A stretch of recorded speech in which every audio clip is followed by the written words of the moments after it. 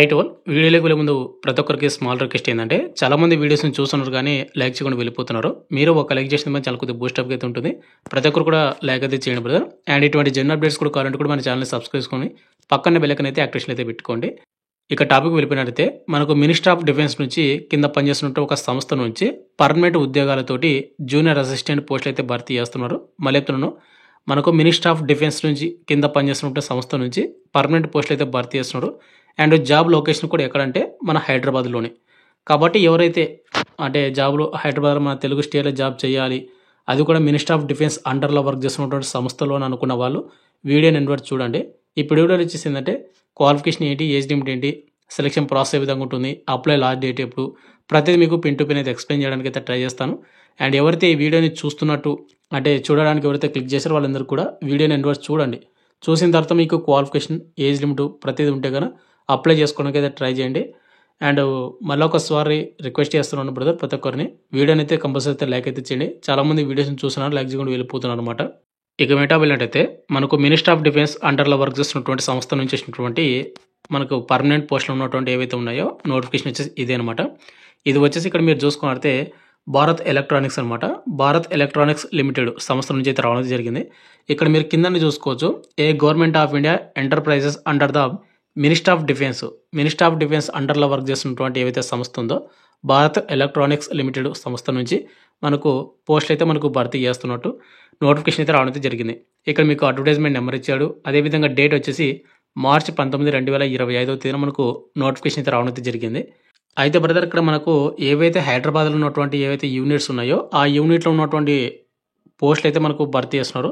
And మీకు already చెప్పాను కదా మీకు స్టార్టింగ్లో, ఇవన్నీ కూడా మనకు పర్మనెంట్ పోస్టులు మనకి నోటిఫికేషన్ కూడా మెన్షన్ చేశారని. ఇక్కడ మీరు చూసుకున్నట్లయితే పర్మనెంట్ బేసిస్ అనేది మనకు మెన్షన్ చేశాడు. అంటే ఇవన్నీ కూడా మనకు పర్మనెంట్ బేస్ కింద మనకు భర్తీ చేస్తున్నారు. కాబట్టి 80% కూడా మీరు మిస్ అయితే చేసుకోవద్దండి క్వాలిఫికేషన్ అండ్ ఏజ్ లిమిట్ ఉంటే కనుక. ఎందుకంటే మనకు జాబ్ లొకేషన్ కూడా హైదరాబాద్ యూనిట్ అయితే మనకు మెన్షన్ చేశాడు అనమాట. ఇక నెక్స్ట్ ఎలిజిబిలిటీ క్రైటీరియా చూసుకుంటే ఈ నోటిఫికేషన్కి ఎవరైతే అప్లై చేసుకోవచ్చు అంటే ఇక్కడ మనకు నేషనాలిటీ అయితే మనకు మెన్షన్ చేశాడు.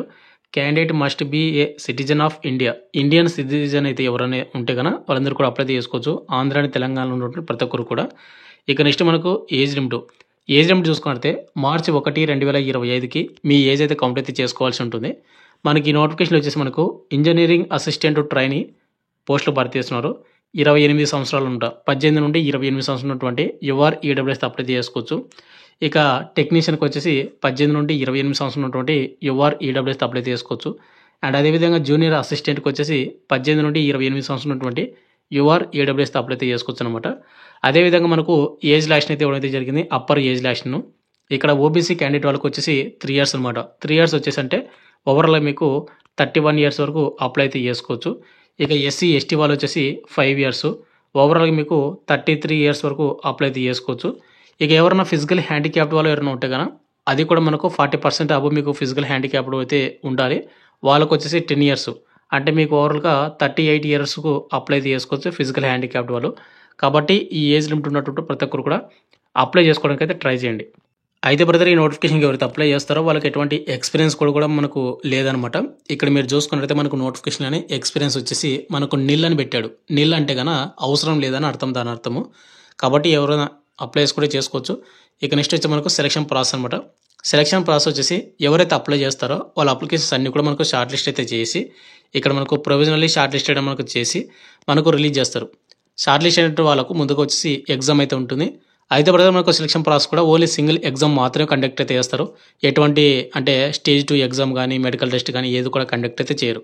ఇక్కడ మనకు సెలక్షన్ ప్రాసెస్ అనేది ఎగ్జామ్ అయితే ఉంటుంది. కాబట్టి ఈ రైటింగ్ ఎగ్జామ్ అయితే మనకు ఓవరాల్గా 150 మార్కులకు కండక్ట్ చేస్తారు. ఇక్కడ మనకు పార్ట్ 1 అండ్ పార్ట్ 2 అయితే డివైడ్ చేయడం జరిగింది.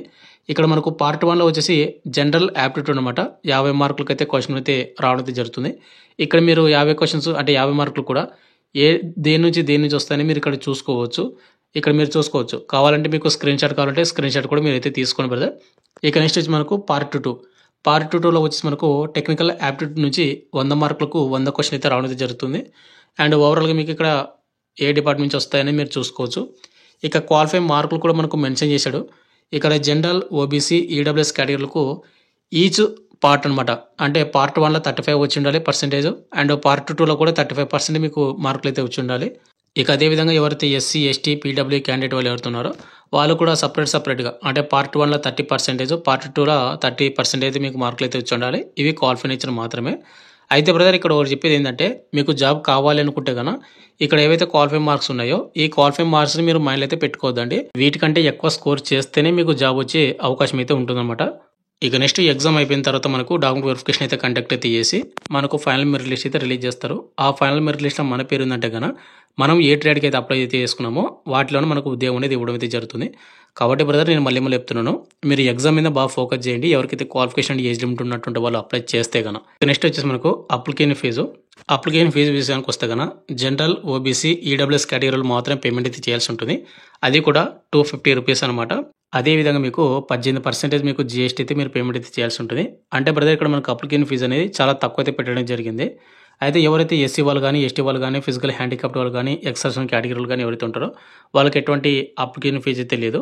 బట్ ఇక్కడ వచ్చేసి ఇక్కడ అమ్మాయిలని అయితే మనకు మెన్షన్ చేయలేదన్నమాట. బట్ వాళ్ళు అప్లై చేసుకోవచ్చా చేయకూడదా అనేది మనకైతే తెలియదు. బట్ చూస్తామంటే కనుక అక్కడ ఆన్లైన్ అప్లికేషన్లో మీరు ఒకసారి చూసి ఒకవేళ అప్లికేషన్ కూడా ఉంటే కనుక అవుతుంటే కనుక వాళ్ళు కూడా అప్లై అయితే చేసుకొని ట్రై చేయండి. ఇక నెక్స్ట్ వచ్చి మనకు వేకెన్సీ డీటెయిల్స్, అదేవిధంగా క్వాలిఫికేషను అండ్ మనకు శాలరీ చూసుకున్నట్టే ముందుగా వచ్చేసి మనకు పోస్ట్ నెంబర్ వచ్చేసి ఇంజనీరింగ్ అసిస్టెంట్ అనమాట, ట్రైనింగ్. మనకు క్వాలిఫికేషన్ చూసుకుంటే 3 years డిప్లొమా ఎవరైతే చేసి ఉంటారో ఇంజనీరింగ్లోన వాళ్ళు అప్లై అయితే చేసుకోవచ్చు అనమాట. ఈ ఫస్ట్ సీరియల్ నెంబర్ పోస్ట్కి అనమాట. ఎలక్ట్రానిక్స్ అండ్ కమ్యూనికేషన్ డిపార్ట్మెంట్లోన అండ్ ట్రేడ్లోనే మీరు 3 years డిప్లొమా చేసి ఉంటే కానీ అప్లై అయితే చేసుకోవచ్చు. ఓవరాల్ మీకు 8 పోస్టులు అయితే భర్తీ చేస్తున్నారు. ఇక్కడ యువర్ వాళ్ళకు 3 పోస్టులు, ఈడబ్ల్యూఎస్లకు 1, ఓబీసీలకు 1, ఎస్సీ వాళ్ళకు 1, ఎస్టీ క్యాండిడేట్ వాళ్ళకు 2 పోస్టులు అనమాట. ఇక శాలరీ చూసుకుంటే మనకు ఇంజనీరింగ్ అసిస్టెంట్ ట్రైనీకి మీకు పే స్కేల్ వచ్చేసి మనకు 24,500 వరకు వస్తుందన్నమాట. శాలరీ 24,500 నుండి 90,000 వరకు.